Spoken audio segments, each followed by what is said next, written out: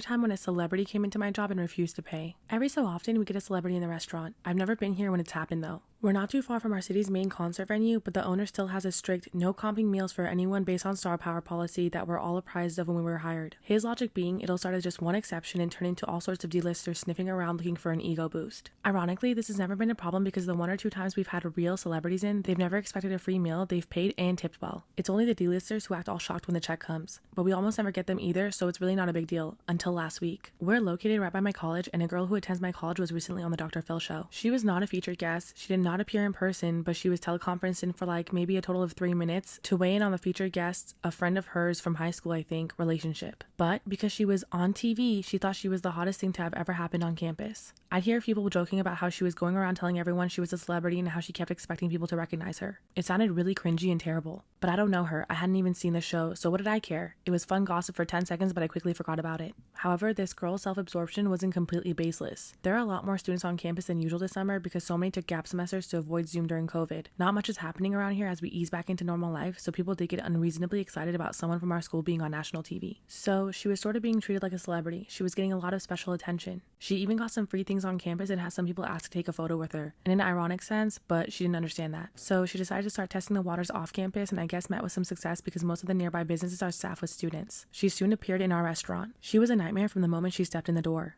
I didn't recognize her at first, but it all clicked as she was demanding a 4 top despite being a party of 1. We were okay with it only because we weren't especially busy. She didn't make eye contact with her server. She wasn't in my section, but I ate up every second of her visit with us once I realized who she was. The first thing I heard her say after the server said hi and introduced himself was, "Menu, water, new fork," like she was writing out a list. Her server was only just bumped from trainee status and he's barely 16, so it especially sucked that she was dumped on him. He's incredibly shy and sweet. If I'd anticipated the shitstorm this woman blew in with her, I'd have swapped with him. But this all happened pretty quickly and I'll usually do anything to avoid serving classmates I don't like. It's rare I don't like a classmate that I haven't met, but there's a first time for everything. Of course, nothing on our menu was acceptable to her as is. She had to get a ton of substitutions and additions. Even her side salad of mixed greens had to be, not kidding, unmixed. She wanted each lettuce, but separately on the plate. Her server explained that the greens come pre-mixed, but she just stared blankly past him and went, "So, separated," as though it was the most obvious thing ever. The kitchen actually accommodated all of her requests because it was a really slow day and there were easy enough solutions to each thing, but she still sent at least one of her plates back. In the 20 or so minutes it took for her food to come out, she asked us how much longer it would take 4 times. She demanded that we change the music we had onto a playlist of hers instead. She made comments about the lighting. By the time she was finished eating, we were seconds away from throwing her out. He asked if everything was alright and if she needed anything else. She said no, so he said he'd be right back with the check. I could tell from her face, even as far away as I was, that she wasn't expecting a check. She looked all sour and twisted. I was dying internally. It was so satisfying. But then she stood up and calmly just walked right out of the door. This is when I had to follow her.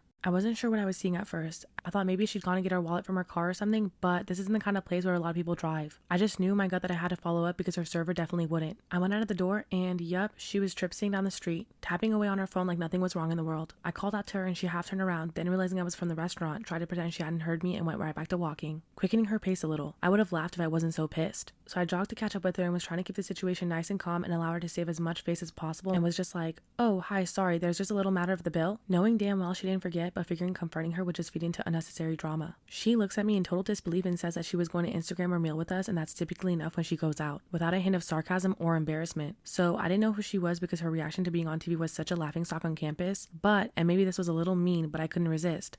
I went, "Sorry, who are you?" And she effing lost it, insisting that I knew exactly who she was and that I was jealous of her and that, wait for it, that's why I was forcing her to pay for her food she ordered at the restaurant. I didn't want to be overly mean, so rather than antagonize her further, though it was very low-hanging fruit, I just told her, "Look, if you don't plan on paying, we'll have to involve the police." She laughed and said, "Well, if you don't know who I am, you won't be able to find me, right?" Honestly, she had me there, but I did need to admit to her that I really knew who she was because for all she knew, we had security cameras or would describe her really well. So I let her walk off and I went back to the restaurant and called the police. It was absurdly easy to track her down because I didn't know who she was and that she was posting geotagged posts online all day, including a super angry post about how she had eaten at a restaurant and it had been terrible. So she incriminated herself and let the police write to her. I doubt the cops would have followed up so diligently if it were only us, but apparently she'd walked out on a couple other places that generally didn't recognize her and expected her to pay up, and posted angrily about how the businesses sucked, further incriminating herself. They didn't know who she was, but they described her well enough, and that paired with the post was enough for the police to drag her in. Our trainee server actually had to go down somewhere to identify her. He was terrified when he was first asked, but when he came back he was totally giddy and thought the whole experience was pretty cool.